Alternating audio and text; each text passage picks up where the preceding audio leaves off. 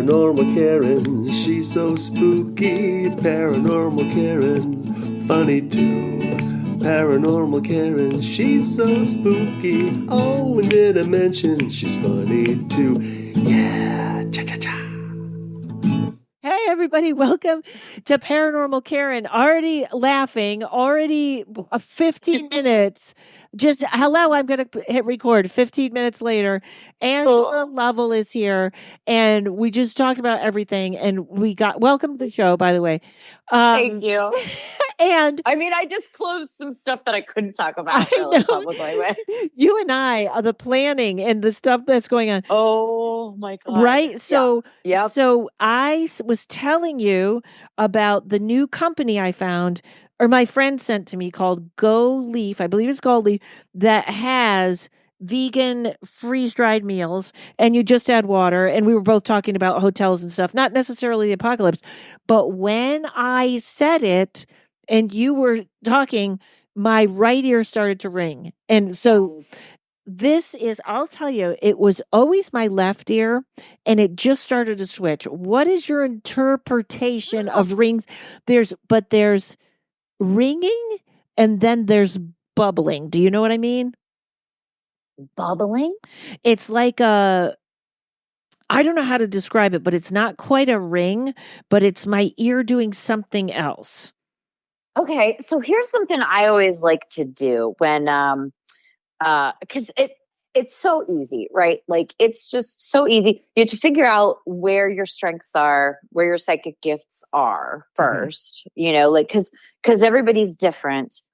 Of course, everybody thinks they're an empath, which is adorable. And like, nobody even knows what the fuck that means, which we could talk about. I actually made a note. But your guides, you have them, they swap out, you swap them out. They all talk to you and communicate with you in different ways. Like, they're like trying to get us to hear and see them all the time. But we have these dumb little like flesh sacks that got scared and coming in, you know, like, I could see so much more as a baby and as an infant, like as a toddler, than I can as an adult, because you get the other humans who were scared and taking care of you. They train you with their fear, and then you're stuck just seeing ghosts with your peripheral, you know, because your peripheral is untrained. So our guides are all the time trying to figure out how to get through to us, and mostly through our fear, because most people are walking around with their third eye closed. If you have a guide, that was probably someone different talking in your ear. I mean, most likely that's usually what it is for me. Ringing ears for me are always like somebody ringing a bell, you know, like, even when you were like, oh, my ears ring, we got to record. Yes, pay attention. And sometimes my ears will ring. Oh God, I love it when they ring like in therapy or something, because I'll make a note and I'll write in my journal, ears ringing. And then when that comes back up, like whatever was in my subconscious, whatever my guides were trying to say, like, it'll take me maybe a couple weeks sometimes to get the rest of the message. But it is like a big highlighter. The ear ringing is like highlighting whatever's happening around you. But also the fact that you had right and left. So you might, this is the thing, like, we have ancestors, we have guides, we have angels, I mean, deities, like, we have all kinds we have fairies and power animals, like tons of voices all the time coming at us. And when I say my sweet little prayers at night, and I connect with everybody and I offer thanks and gratitude for their service, I will usually try to remember to ask them to differentiate, to help me understand who's talking when. Because it can be, you know, that's when, man, like, I have a very real schizophrenic woman who lives across the hall. And I still don't understand all of that. But I had a client. Unfortunately, I had to block her. I just couldn't help her, and I didn't want her wasting money. Right. So this is on one of the phone psychic sites I work for, but I had to block her because I couldn't reach her. I couldn't, like, the things that they showed me, she wasn't taking. And this is also, you know, as the messenger, like, sometimes we can't help. Like, we can give the message, but then I don't like to take money if I'm not in service. Right. It's just totally out of alignment with my soul contract. But the schizophrenia, that is usually a soul contract. People sign up for things to challenge and evolve by having these hardships to overcome. But when I have heard her in her apartment screaming, I can feel she's screaming at real things. Yes. Well, that's something. I had a friend that had a wild near-death experience where her blood pressure went so low that she was in the matrix. She could see the matrix, and she would pop out and tell her boyfriend, write down this. And then she'd go back in. And one of the pieces of information she came back with was that we have misdiagnosed schizophrenia. Yep. They're seeing through dimensions, or they're seeing ghosts or something. I know another story where a guy that worked in a mental facility walked in, and there were two guys in the room, and then the other one just disappeared. And the real mental patient said, "You saw him. I know you saw him." Oh, yeah. That's my heart. I know. I mean, I've had a lot of that. And I will say, I walk in both worlds. Most of us doing this kind of work, we got a foot in the other world. Mm-hmm. And that shit will drive you fucking crazy.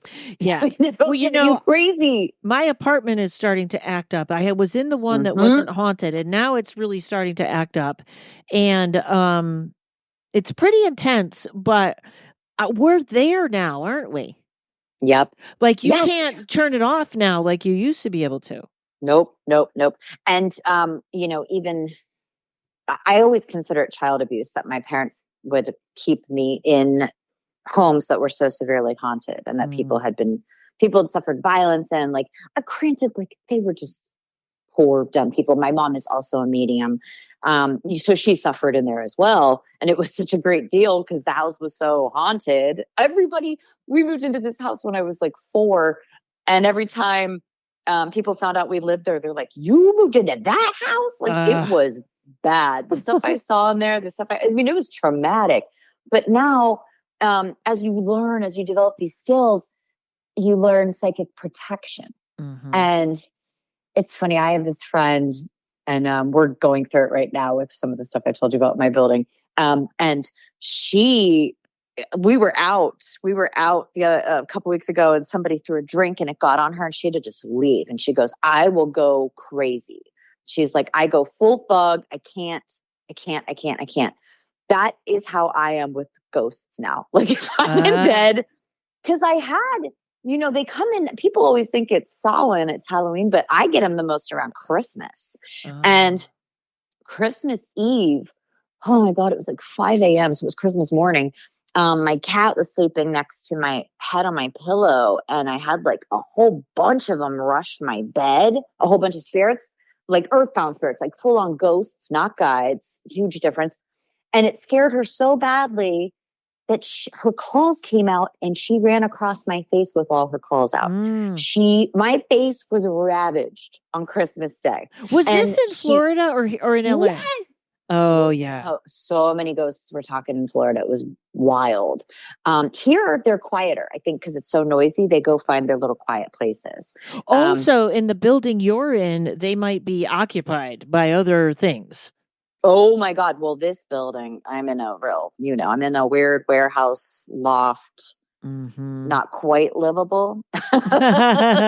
It's beautiful. It was so fun to build out, but there are so many vacancies in here and squatters, and they just go, and some of them, the windows are all painted black, and they're in there. I can feel when I walk by the doors where the spirits are. And I'll tell you what it really feels like. I don't care for this, but the Trans-Allegheny Lunatic Asylum, you got to go there. You got to. Where is that? But Karen, you got to really psychic protection up. It's in West Virginia.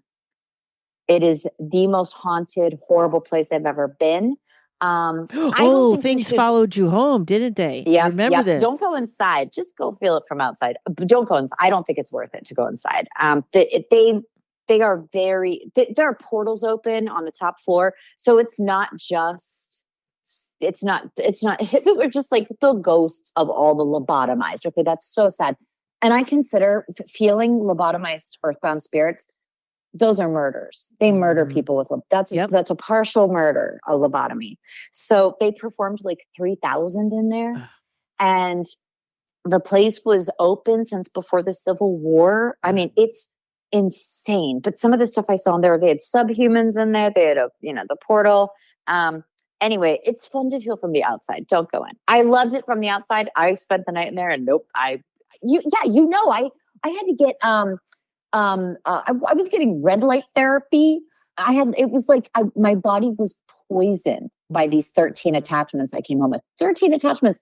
And I went in there, my black tourmaline crystal. I told you about this, right? How it broke in half. Yeah. Just half bottomed out while I was washing my hands in the bathroom. Yeah. But why was I saying? Florida's when this is what I'm saying. So sorry. So when I walk through the building I'm in and I can feel the hot spots, it feels like the Trans-Allegheny Lunatic Asylum. And the rooms were like the boys hanged themselves, like the real gross, dark shit. There is a little bit of that in the building I'm in.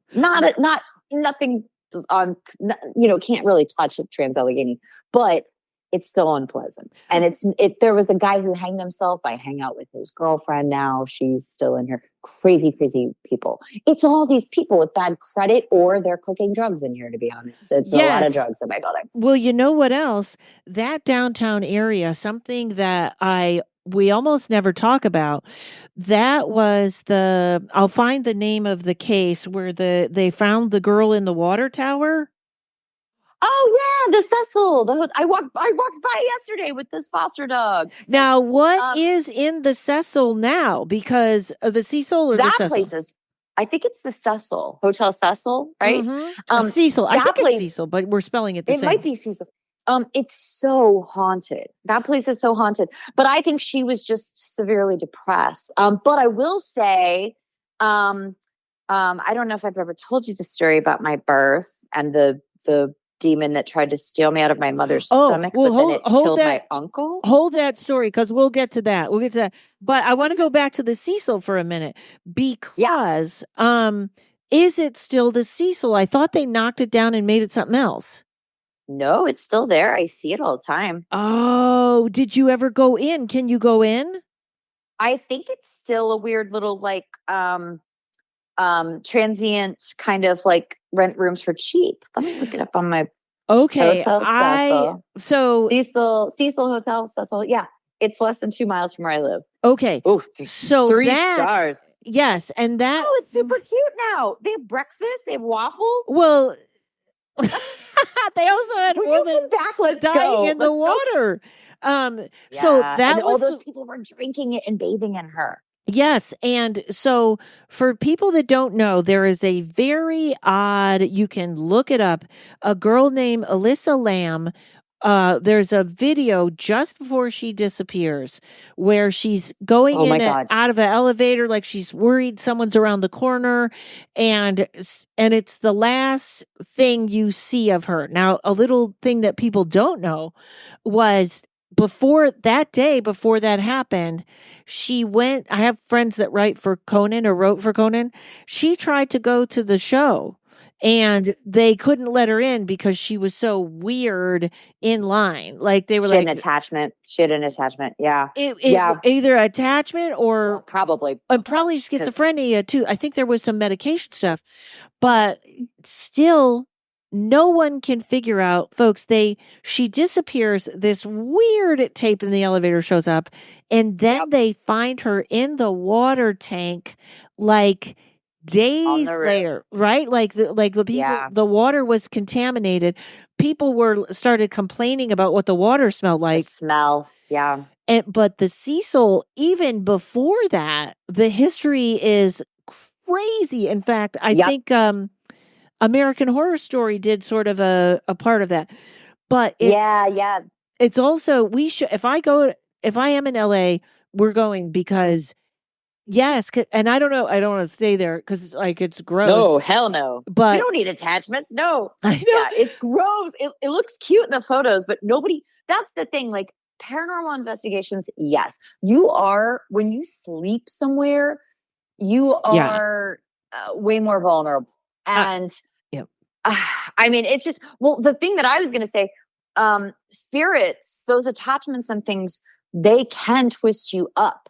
And my uncle, the house he was in where something tried to steal me from my mom's body 1 month before I was born. This was just days before he was murdered in that house, like brutally murdered. I remember some yeah. of this. We were going to do a show with Yeah. Ryan with this. Yep. It's there's a lot to it. Yeah, Ryan Singer was developing it as a paranormal true crime, which I would still love to do. I mean, if nothing else, we should just do as a podcast because there is some shit around all that, and it's like Appalachian powwow people in the mountains, shit. Okay, I have a ton of questions. Before I'm going to take a break here, but it is the Cecil, but it's called Stay on Main. Okay. New name. That's what it is. And also Richard Ramirez stayed there, like a bunch of serial killers stayed there. Like it's crazy. Yeah, it's intense. And that energy downtown, I mean, that's where I go strutting all the time and stuff. It's some weird shit down here. Okay, we're gonna take a break. Yes, isn't downtown everywhere weird though? You know what I mean? Yes, yes. There's no good downtown. I feel like downtown is an automatic portal. Like every downtown is a portal. All right, hold on, folks. We'll be right back. Are you a seeker who craves a life of authenticity and freedom, but can't seem to get unstuck from experiences of duality?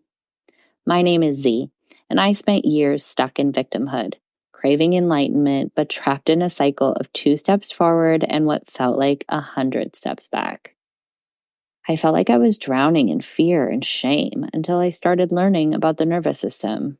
It turns out that while we are spiritual beings, we are only able to be here because of these physical bodies, and the nervous system is just trying to keep us alive by bringing us back to fight, flight, freeze responses. We can get stuck in these defense states, or we can gain resilience by developing a respectful and trusting relationship with our nervous system. If you're ready to learn more, check out my YouTube channel and join us for online coaching and courses by going to www.anexperiencer.com. That's anexperiencer.com. See you there. A couple things. Would you be able to tell some of that story of what happened? I mean, I know we were initially going to talk about channeling, and then I was like, Angela and me are never going to get to a topic. We're never going to make it. Yeah, we can like touch on channeling a little bit, but yeah, let's just talk about it. It's so, God, my mom told me the whole story once, and it took her 2 hours. Wow. Okay, let's see. Her talking. Yeah. Wow. Okay. Well, so I remember some of this, but give us at least a scary part, and then maybe we'll have a part 2. Okay. Should I just keep talking? I'm right back off. Right? Well, I remember I was there when we were shooting this with Brian. Yeah, so that's when I first met you. You were knitting. And I'm still knitting. They filmed me telling the story. Oh, I love knitting. Okay, so I have a dead uncle, and he was murdered exactly 1 month before my mom went into labor. And my family is special. I don't talk to them. There's a lot of friction there. A lot of genius, a lot of gifts, a lot of sociopaths and psychopaths. And I love them. I just don't think that having them around serves me anymore. And I was I was the first granddaughter, and I was born into trauma crisis. And my Uncle Alan lived in this house up on a hill. My grandfather my grandfather was this like amazing Aquarius and just so innovative. He would build houses. He moved his family around a lot. He had a secret first family, of course. But he built this whole trailer park, and it was on all these hills. Hollow Creek Estates, which is estates. So when I was born, we lived in this beautiful little yellow double wide on a stream, like on a little creek. And up on the hill was one of their childhood homes that my uncle was living in at the time. And he was suffering depression. There was something in this house. I had gone to his house as an adult. I think and I felt something's it. been in these Oh. houses where I am. Yes. And that's the thing.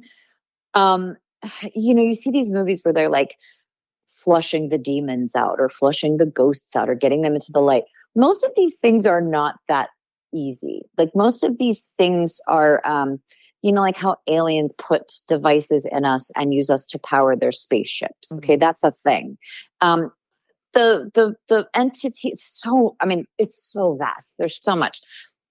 There was for sure a demon in this house, but there's more. I love it because they always call her a witch, the woman who cursed my family. I'm like, witch is such a broad term. Like, you know what I mean? Like, but this witch, as someone who identifies as a witch, this woman was living in the house. She stole my grandma before my uncle was murdered in it.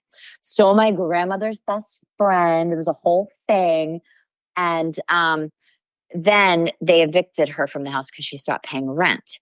And she cursed my family. Now, my family has a lot of curses on it. So it's like, what's one more? So she curses the house. She curses the family. My uncle moves in there. As soon as he moves in, his marriage falls apart. His young wife, takes their little baby back to Canada, leaves him. And now he's sinking into this deep, dark depression. He was a Leo too, Alan. And he's brilliant. He's a brilliant man. And I actually I feel like he's the family member I know maybe the best because he was with me so much when I was born. He was terrified. There were people trying to kill a bunch of my family members. I was a newborn and my mom's holding me outside of our little yellow trailer and a bullet flies past my skull. Like these fucking Appalachian hillbillies are not playing around. Yes. And those were like different ones. And what this was this? So I can't remember what state this was. Pennsylvania. Okay. So, yep. So Alan is living in this house that clearly has bad energy.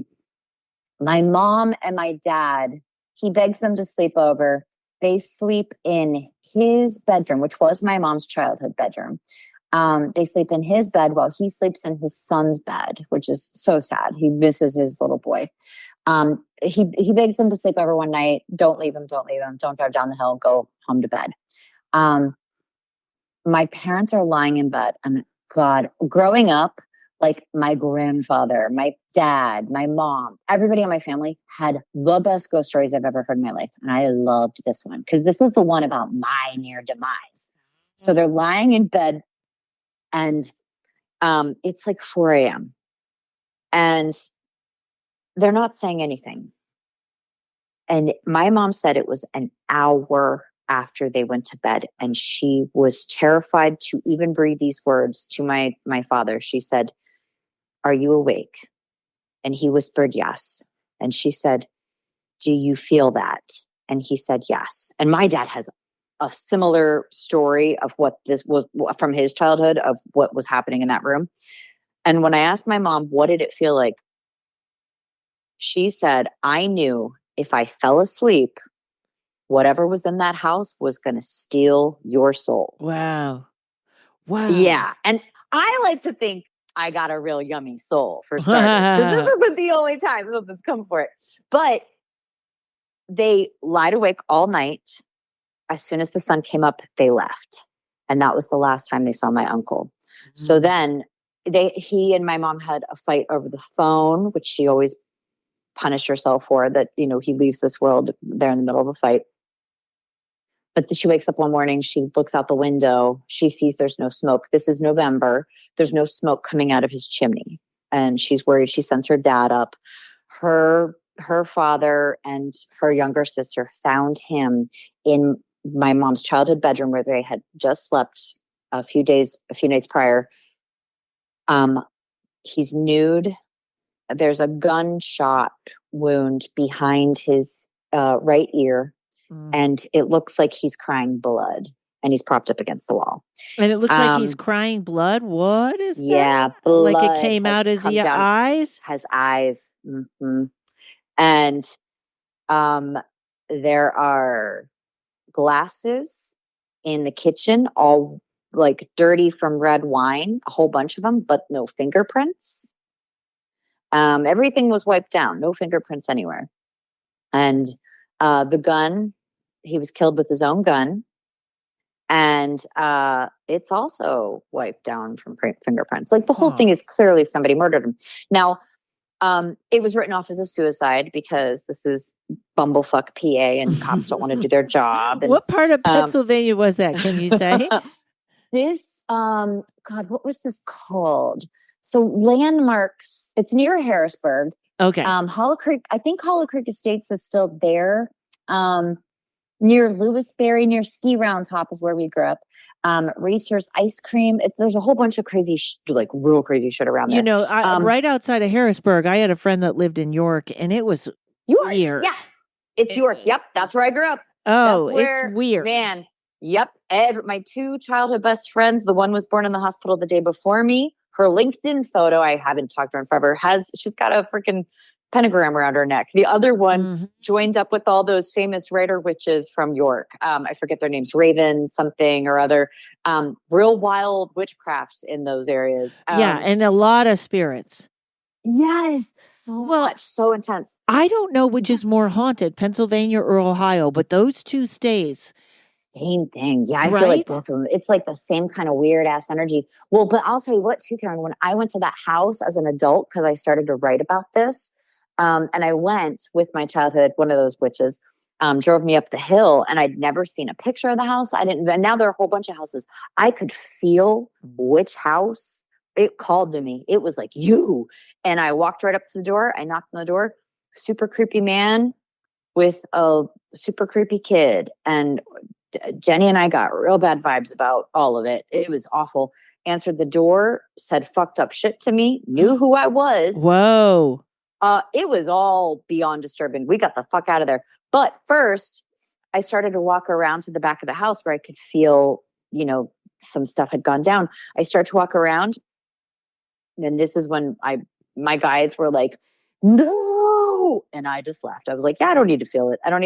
And we get in the car, and Jenny, who, we were kids, and she was teaching me how to read tarot. She got her master's in anthropology and backed around Ireland for like 3 years. She's amazing. We get in the car, very intuitive, and we're in silence. We are freaked out. And this was we're both like zooming down the hill to get away from this house. And she said, Angie, do you also think?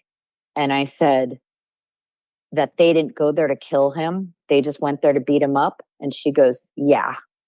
And we were like, whatever's in that house made them kill him. And there was the whole thing, this Native American, a bisexual Native American had gotten in a weird fight with my uncle. That's who they think killed him, a bisexual Native American. They think killed my uncle. The whole thing is fucking bonkers. But I think his last name was Lightfoot. It was Gordon Lightfoot. Gordon Lightfoot and the Edmund Fitzgerald killed your uncle. Oh my God. You know what? We have all this. Ryan has all this on film somewhere. Yes, I remember because I was sitting when we were filming it. Yep. We should fuck around with it. We should get this back on.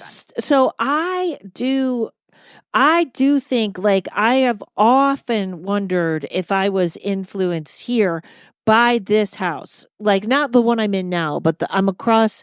There's two houses kind of across the parking lot from each other. Yeah, you were telling me about this. Yes. And it's so, it's almost funny. In the past couple of days, I've seen more activity here in this house, which I moved in and I was like, oh my God, I don't think I've ever lived in a house that wasn't haunted.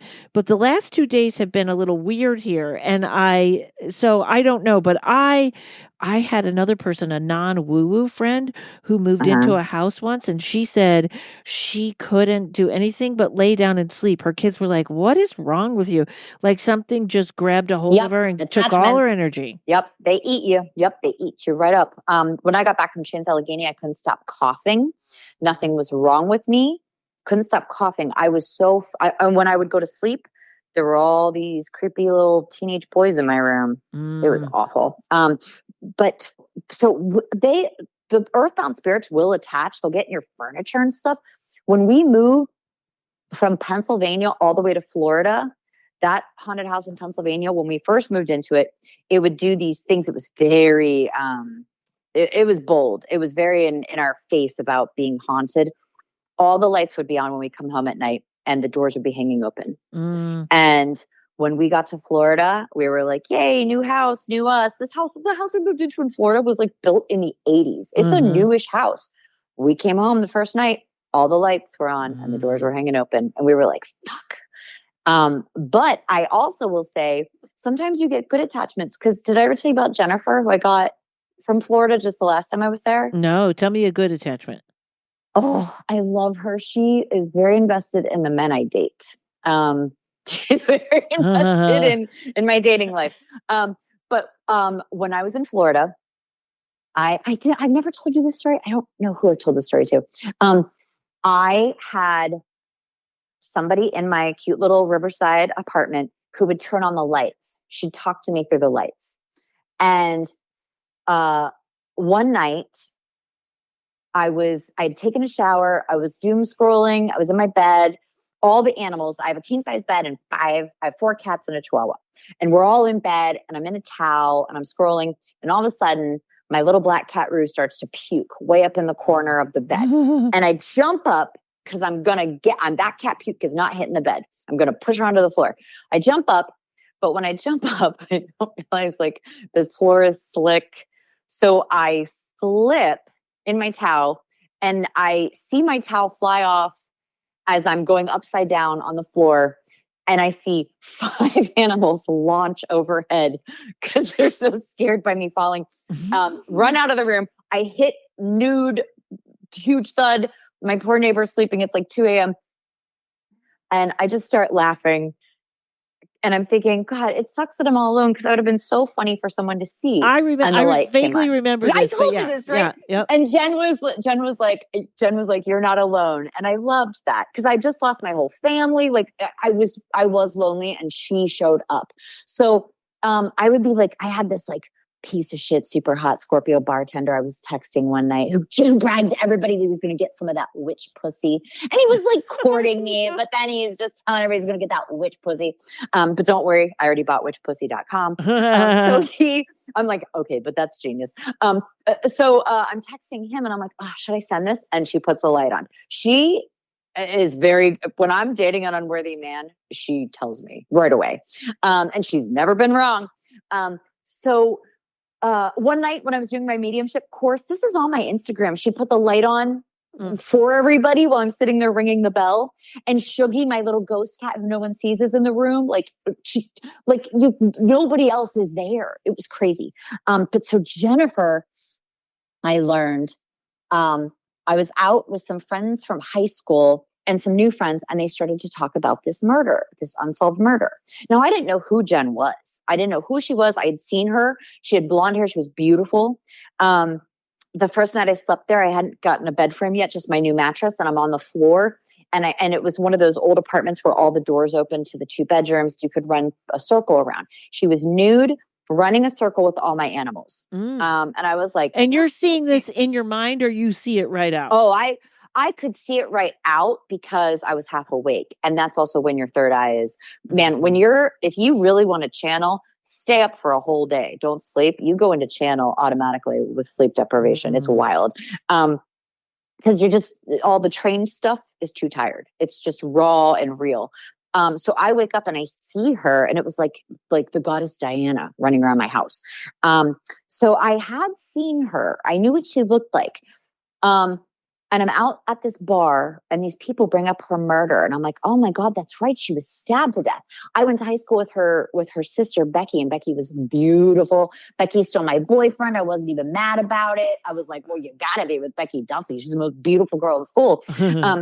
So we're talking, and Becky had died in her bed at the same age as her sister, Jennifer, but from a drug overdose.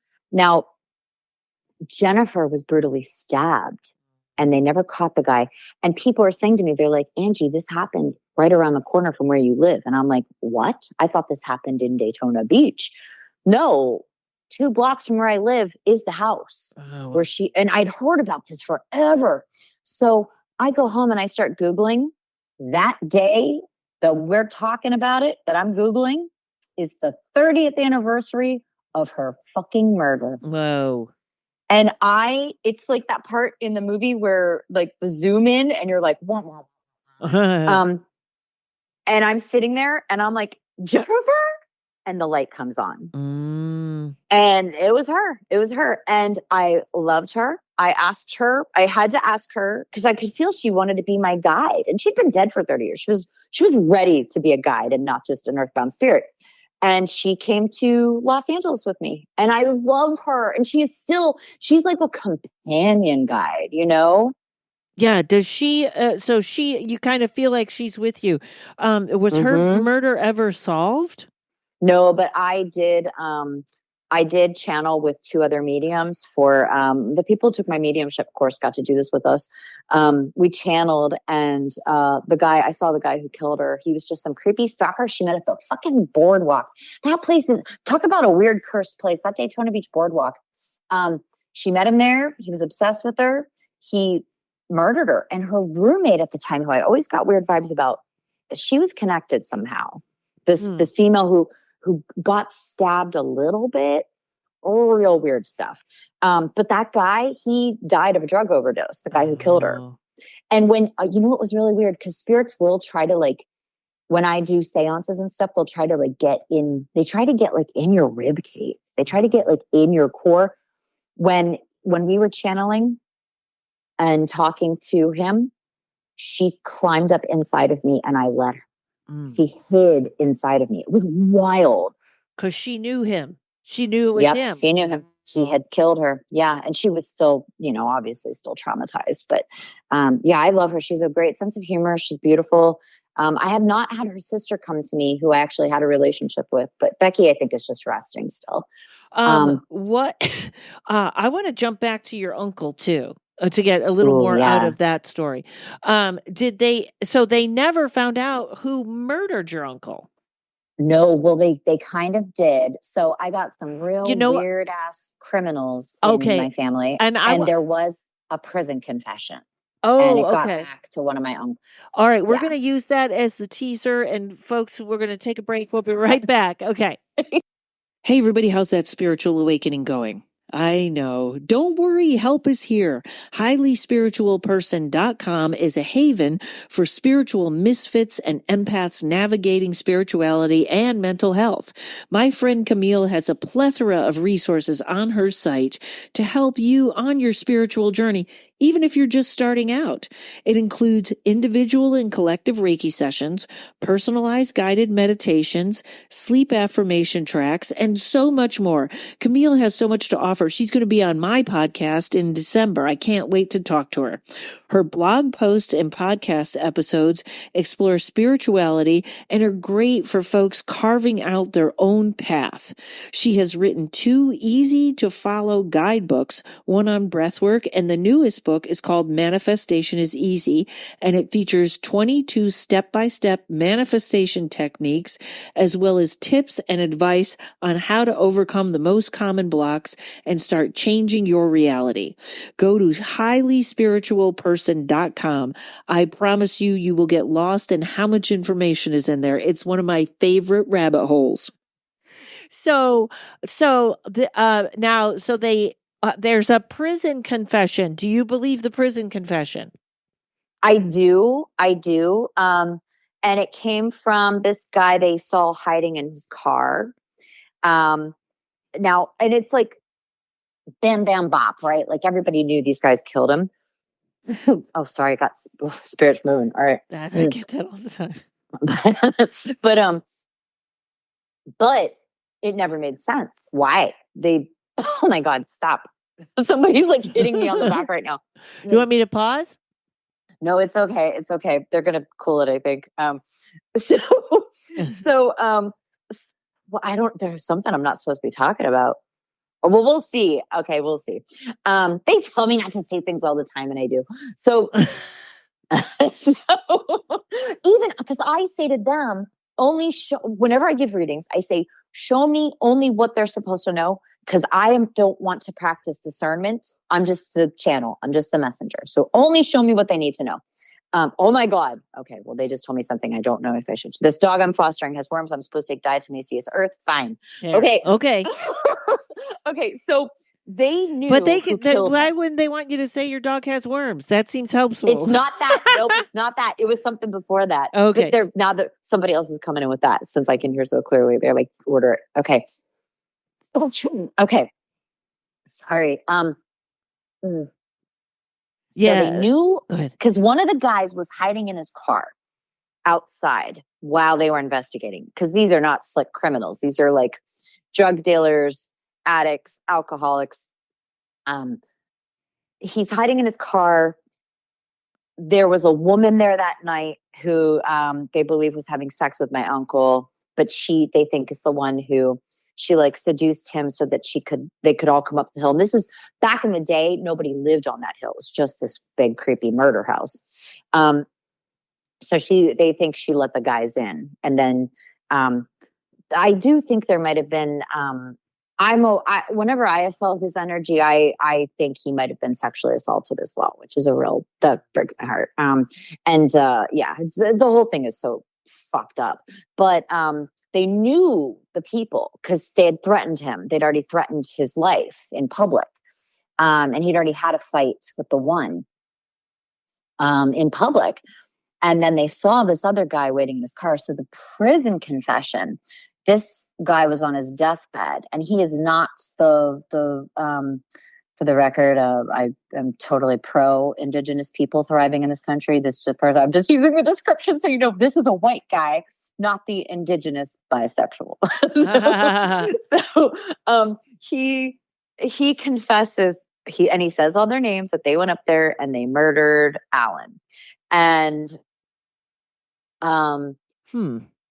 he doesn't have a great reason. Like there was never a great reason, and nobody's ever really. There's like to like kill somebody is pretty severe. Yeah. You got to really want to do it.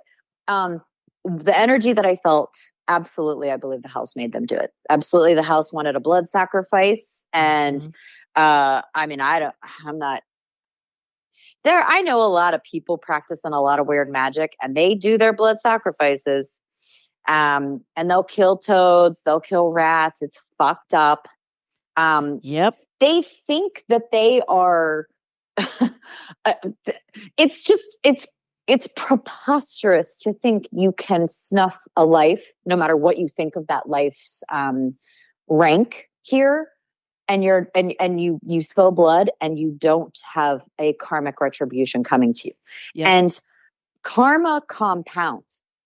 So a little shitty thing you do in this life, you have to be taught it harder in the next one. So it's going to be like times 10. It's going to be way worse in the next one. So any blood sacrifice, you spill blood, you are bound. You now owe that life. People who eat meat do not realize like you're everybody freaks out when you talk about meat, so we'll I know, but you're not doing a ceremony, you're not doing a ritual, but you're still, everything has a price. Every life has value and worth. And that's Angela, not me. Send her emails. Send me the emails. Don't send it to Karen. Look at the Hindus. Look at these people who believe in karma and practice karma and live quite peacefully with themselves. There's another piece to this though, and that is, I don't think people will say or laugh or it's nonsense that this house is haunted or something like that, but people don't realize how many people are fooling around with witchcraft or conjuring something or think they're conjuring something and they're not conjuring what they thought, and then they move out. Oh, exactly. This is why. Okay. So as someone who fucked around with a lot of Ouija boards as a kid, and I didn't know what I was doing, and I am a channel. And do you know why most people cover their heads when they do magic or prayer? Or your light gets so bright and you are in channel. So you're like accessible. So you want to hide your light, you want to cover your head, you want to like lock it down. Now, when you're playing with Ouija board or you're having a seance or anything like that, you're in channel. So you are getting stuff. And when I was a kid, I remember going into an occult shop, and this is always where you meet the good ones, you know, the people who can with sight. And a guy singled me out, and he's like, "You need to stop playing with Ouija boards." He goes, "You've got all kinds of stuff attached to you right now." And I'm like a sassy teenager, and I'm like, you know, I know can do what I'm anything, doing. right? Yeah, I'm a little sassy witch. And he goes, "Let me ask you something. Are you having sex dreams about people where you can't see their faces?" And holy crap, I was chilled to my core. And he goes, yeah, you're not in control. So I would encourage, look, a Ouija board is super fun and easy, and you can lock down your space and you're fine. But why tempt it? Yeah. And you're not getting Ouija boards are tricksters. It's mostly trickster energy. It's mostly bullshit. To learn how to properly channel your guides, that is the way to go. Even pendulums get tricksters. Yes. I do like tarot. I use tarot for clarification every day. Like when I'm in channel and I'm giving readings, I'm claircognizant, I'm clairsentient, I'm clairvoyant. So I close my eyes pretty much the whole time I'm reading. But if I'm unclear on something, and usually because I'm closing my eyes, I'll just be pulling tarot cards to get clarification. Also, I use the Crowley deck so I can see that one has really great timeline stuff on it and planetary stuff. But I will use tools for clarification. And I've seen other readers where they use their pendulum for yes, no, when they're in channel and they'll be speaking and the pendulum will be spinning. I love that actually. But if you figure out, like, do you hear voices? I mean, I am clairaudient. What's the one? Sometimes I smell stuff, and that one's got a word too. If you figure out where your strength is, which of the clairs is your strong suit, then you just develop it. And honestly, one of the best ways, and this is the dumbest, easiest way, just pray. Every night before bed, call in everybody, say, hey, I can tell, I'm pretty sure I'm clairvoyant. I'd like to get clearer vision. I'd like to see more color. Please help me with that. They're there to do that. And they help you by, here we go. I'm just going to say it. When you want to eat a dumb fucking steak and they're going to be like, hey, that's going to mess with your pineal and your vision because it has been scientifically proven it does. Maybe you just eat something that doesn't give you butt cancer instead and gives you clear vision and doesn't torture and cause a blood sacrifice on your karmic chart, whatever. I'm going to add right. And for health purposes, you might also be like, you might get that same thing with ho-hos. I'm not kidding. You might get like the FDA is trying to poison you. Either. No, don't eat ho-hos either. I don't understand why people are eating an animal for nutrients instead of the plants that the animal ate for nutrients. I never understand this. Like, it's like such, and the money that the resources saved. I don't understand. And your body goes alkaline and cancer can't even live in it. Like, I have plenty of friends that you could talk to about that. And I don't think, let's jump to another topic just because. Yes. Okay. But don't send Karen the emails. Jesus, send them to me. But also don't just Google. Just Google. So we were on channeling and talking to guides. Yes. But your guides are going to tell you. So you ask them to intervene on your behalf, make you better at this psychic, show you which version, because we're all psychic. Which version of psychic are you? And they're going to show you. They're going to show you. They're going to nudge you. They're going to creep in. You're going to get downloads. You're going to be like, maybe I should be sober and on ayahuasca for a month and see what develops. Seriously, you can make her dose ayahuasca for a month. But if you find good ayahuasca, please tell me where, because I lost my dealer. Oh, that place in Greece, right? What you were just saying there. I've never even heard any bad stories with tarot cards. And maybe it's just because I'm so aligned with them and there must be somebody must have got a... No. You know why? You know why you won't? because tarot is aligned with your subconscious. You can't read tarot unless you are psychic, and we're all psychic, so everybody can read tarot. You can overpull. You can be pulling from a place of fear, and then you're going to get because then your subconscious is a mess. But tarot is you. It's you tapping into your own abilities. So that's why I think there's never anything with tarot. Yeah, I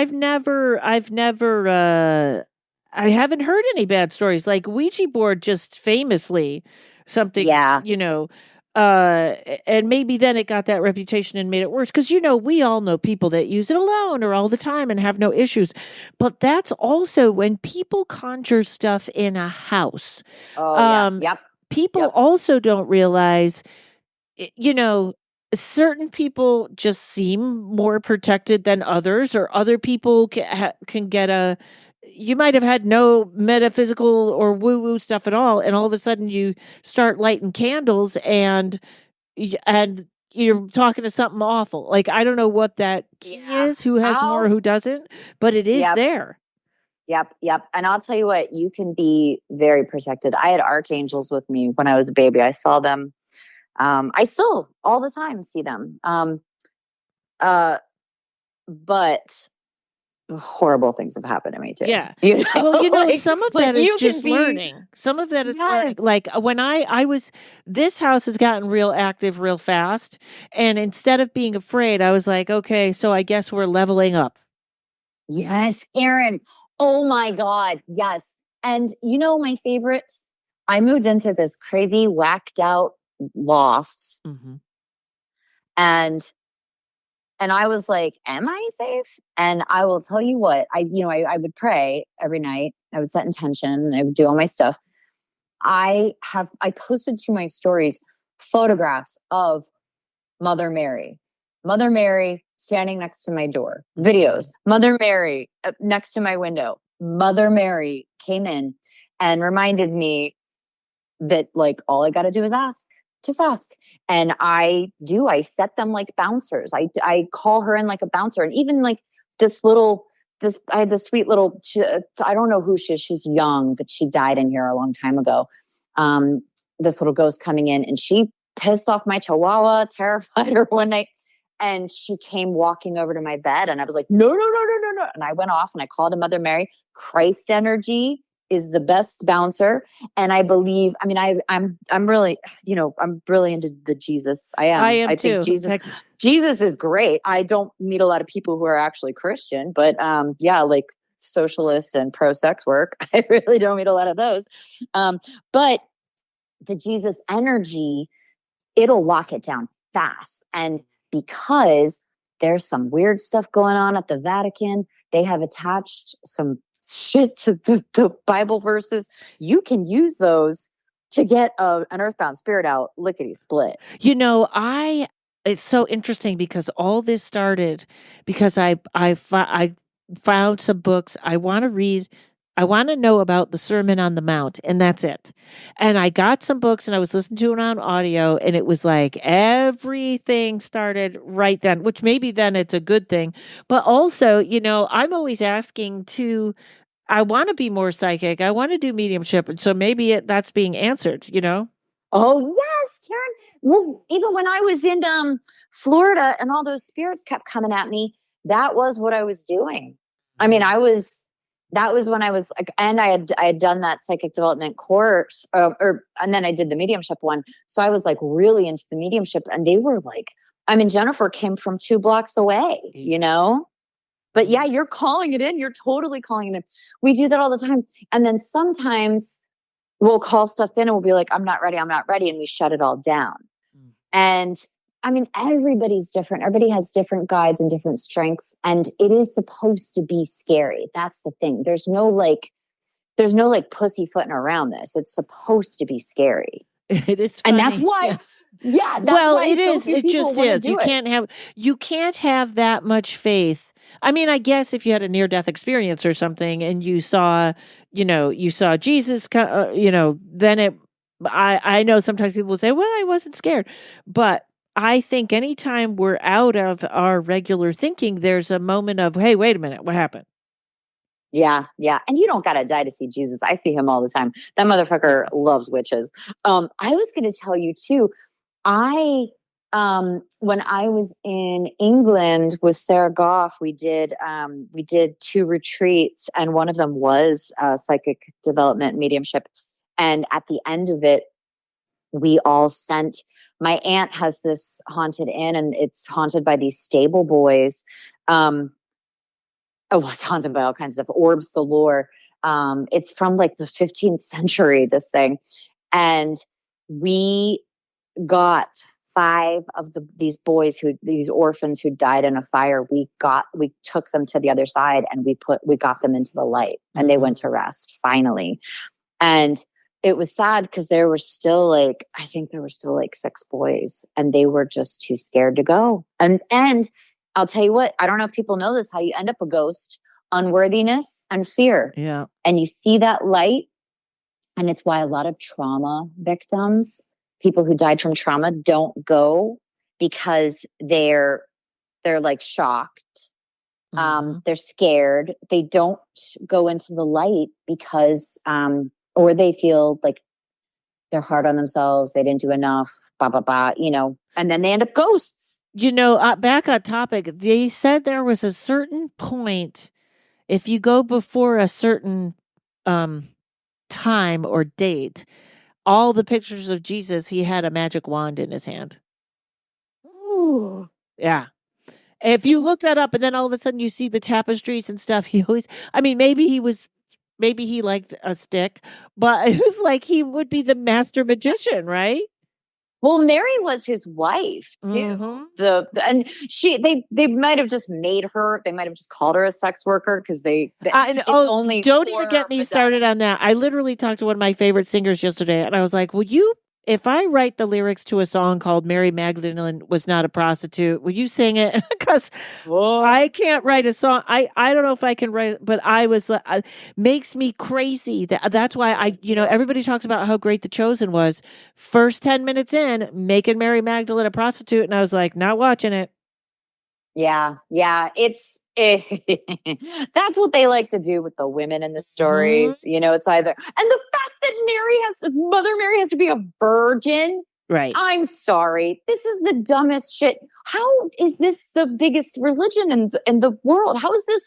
How do people fight wars for this? It's the dumbest shit. Look at how women are treated in the world. But also, this is something I have to, the guy that wrote the King James Bible, I believe before it, he wrote the Satanic Bible. Hold on.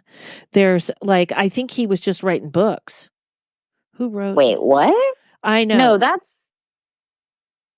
No, because the Satanic Bible was written way earlier. Later? Or later. Okay, yeah, Richard Bancroft, what other books did he write? One individual was the Archbishop of Canterbury, was notable for having the role of overseeing the project, something akin to modern editor of a collection of short stories. So, wait, maybe I'm looking at the wrong thing. The King James Bible, isn't that written by an insane king with syphilis? I think so. It's there's something here. I just hacked it to pieces. So everyone take it all with a grain of salt. Because they were also the ones that took out the Book of Ruth and all the female stuff and all that. Yeah, that's my pet peeve right there. Wasn't he? Oh, yes, that's right. Well, I mean, it's all, I know we're off topic and we're out of time. Yeah. I mean, seriously, Leviticus, you're not supposed to wear polyester or eat shrimp, or men aren't supposed to be gay. Women can be, but then they only take the gay part out, and all these motherfuckers are eating shrimp and wearing polyester. I don't understand it. It doesn't make any sense. To lay with another man, that if you look at what that actually was before it was switched to, you're not supposed to lay with another man. I think that's the one they use. Yeah. It was, the interpretation of it was before that was you're not supposed to lay with a child. Oh, okay. And someone changed it. Okay. Right? I know. I should look up all this stuff before we talk about it. But and I don't mean this like some of the crazy stuff is on TikTok, but some of the good stuff is on TikTok also. What you were talking about the linen and the clothing, there's something on TikTok about that. Mixing fibers. It's insane to me. It's insane to me. I've gone down the rabbit hole because I was like, why is everybody coming for trans people? Because I've done past life on trans people, and what I saw, they didn't have, because also they're not coming for trans kids. They're just trying to misdirect you right now. Well, I think everything is misdirection now. It's all misdirection. This isn't even real. If you look at it, that's not even actually happening. If anything, priests are coming for your kids. Okay, yes. those numbers. Fucking get the attention on those perverts. Are you kidding me right now? You know what else? Trans kids are in danger. All these kids get given the sacrament and stuff. Worry about them. You know what were you gonna say?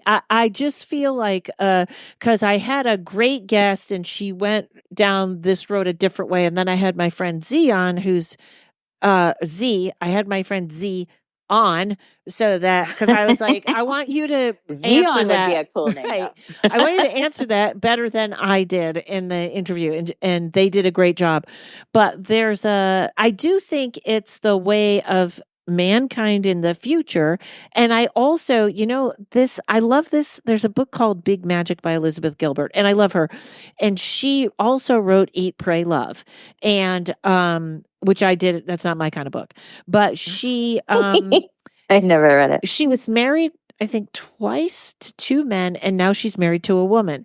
And I was thinking, and I could be wrong, please send me emails on this if I'm wrong, but I feel like some people are not bisexual or straight or anything, but I think that Elizabeth Gilbert has such a capacity for love that it overrides any label. Does that make sense? Yes, pansexual. Isn't that a pansexual person? I think so, but because I've known so many women that were not gay but had an affair with one woman. Like there was one woman, and I feel like that's a capacity to love. I don't know. Maybe I'm wrong. Yes, and genitals are overrated. As someone, I haven't been in love a lot in a long time, but I fell in love with two different trans men recently. One I prefer to the other, and very different trans men. And genitals ain't shit. I thought I was straight, and technically I'm queer because genitals don't mean shit to me now. But there is, there are people who see the person that like queer is like the beautiful umbrella of just weird love, whatever. And in the future, yes, where the testosterone, have you read these studies? The testosterone has bottomed out in men since the 1970s. I blame Monsanto. I think I'm right. I'm with you. I think it's food. I think they're trying to do something. And men we're like all turning into one gender. So I also wish, since they're cutting back on the testosterone, I wish a lot of them would behave better. Oh my God. What is going on? I don't know. I don't know. But I'm like, I think I'm over everything. Yeah, me too. When I see soul contracts, I think that we are overbred and overpopulated, and that's what's happening now. We're not supposed to want to breed with the men anymore. I really think it's like by design to save the planet. The men are starting to really suck. I mean, and this is also, God, I mean, not all of them. No, my two best friends are men. No, of course not. But there is something about, I will say, as someone, dating people who were socialized as women and transitioned into men, get you one of those. You like men? That's the loophole. Get one. Yes, that sounds trans right. men. Whew, I love it. I love them. That there's an interesting, which I think we're going through and is going to change. And obviously, we're not talking about nice men. This is our closing statement since we're way over anyways, but I talked to you forever. Not man bashing. Well, I actually have been more lately, but here's what I feel like. I feel like my generation is disappearing, thank God, when it comes to weird male behavior. Again, not all of you, but it's like, I love talk radio. I just like to turn it on at night and have the voices and then fall asleep to it. There is still all these men telling women what to do, or what, like, it kills. Like, I'm like, what year does this radio tune into? 1965. So it's still there, but it's fighting. It's the patriarchy white knuckling. And as we're moving into from codependent to interdependent relationships, men are terrified of that, because they used to think or know their value was like money and job, and that's not there anymore. So they're transitioning into something else, and so it's just hard. So, like, kind of when you say men suck right now, I have some compassion why, but it's just changing. I love that, and I would just like to remind everyone who it is hard to date men. It is hard to love men. Men are terrified of women. Okay. Men are terrified of us because we're scary. Okay. And maybe just, I work phone psychic lines. I talk to some crazy motherfuckers. Rue's very upset about this right now. And I will say, I have seen a lot of women go off, and it just takes one heartbreak for a man. They're just not as resilient. They weren't built to push babies out of their genitals. They're just, they're not as resilient. They'll pretend they can fight. They have upper body strength, can open jars. But women, my God, like, we are powerful. There is a reason that they want to, not all of them, but there's a reason that they want to, like, contain that. Yes. Yeah. Yes. And also, there's, it is that, their thing was they're supposed to fall into this category. But this is my last complaint. I cannot believe that when I look at the ads for the movies, it's still all men. It's still all men. And there are certain producers and directors that I won't watch their stuff anymore, and it breaks my heart. No, it's the same crap over and over. Even just the freaking, I won't watch things like Oppenheimer because that's not even the real story, And also, I'll tell you this, watch like Alice in Borderland or Squid Games, these Korean and Japanese, I'm sure they don't even realize there's equal amount of male and female in these. And the women are the women characters are great and strong, and nobody is going like, we don't know how to write women's dialogue. We don't know. Anyways, we're way off on a tangent, but I'm saying those other countries, their movies are way ahead of us. So, Angela, tell everyone where they can find you if they made it this far into the podcast. If you don't hate me for telling you to stop poisoning your body and your spirit with me, you can find me. AngelaLovell.com is where you can book readings with me. I have a podcast called Your Witchy Poo that I almost never do anymore, but there are good episodes up. And I'm Dear Witchy Poo on Instagram, TikTok. I don't really do a lot of anything right now. I'm kind of just, I'm kind of like I'm seeing The Matrix as just like a big fucking waste of my time right now. I'm spending a lot of time on the other side right now, checking out. But yes, please come follow me. And if you would like to talk about how to develop your own, I do psychic coaching. Yeah. And I have a psychic development course, and it's still only $99, was $350. Because I haven't raised the price yet on my website. So go get that. And it's a whole bunch of videos, and you get a workbook or something. It's a chakra workbook. I'm like, I don't even remember. I did it so long ago. Yeah. All right, my friend. Thank you again. Thanks to Mike at Uno Writing Sync Media. I will see you all next week, or hopefully in the Patreon.